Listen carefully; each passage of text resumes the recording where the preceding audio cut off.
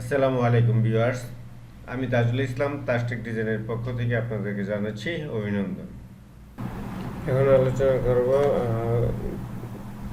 আইড্রো টুলের গ্রুপ টুল 3D material eyedropper টুল নিয়ে। তো এটা আলোচনা করার আগে আমি নতুন একটা পেজ নিয়ে নিই। ইয়া থেকে ফাইল থেকে নিউ অথবা কন্ট্রোল এন টেপে আমি নতুন একটা এফোর সাইজের পেজ নিয়ে নিলাম।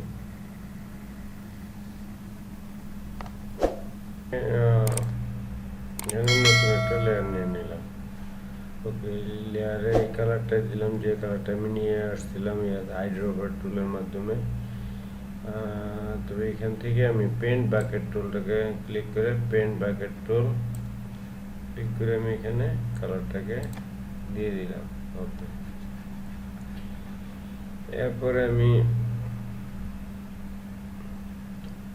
থেকে 3D মেনু থেকে 3D থেকে new mesh from layer mesh present preset, এরপরে কি স্পেয়ার।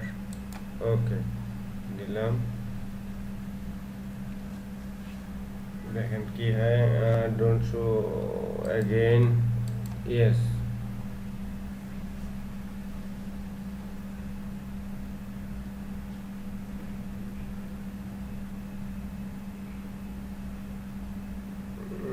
দেখেন একটা 3D একটা বল তৈরি গিয়েছে। ওটা আমি জাস্ট কালার সিলেক্ট করেছিলাম, একটা কালার, ওই কালারটা ওই শেপটাকে নিয়ে সে একটা সুন্দর একটা তৈরি করে দিয়েছে। আমি আর কিছু করবো না, এখানে অনেক আপনার কাজ করা যায়। দেখেন কত সুন্দর একটা আপনার 3D তৈরি হয়ে গিয়েছে বল।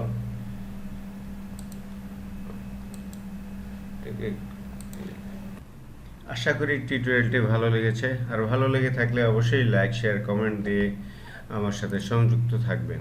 আর যদি সাবস্ক্রাইব করে না থাকেন তাহলে আমার চ্যানেলটি দয়া করে সাবস্ক্রাইব করে দিবেন। ধন্যবাদ।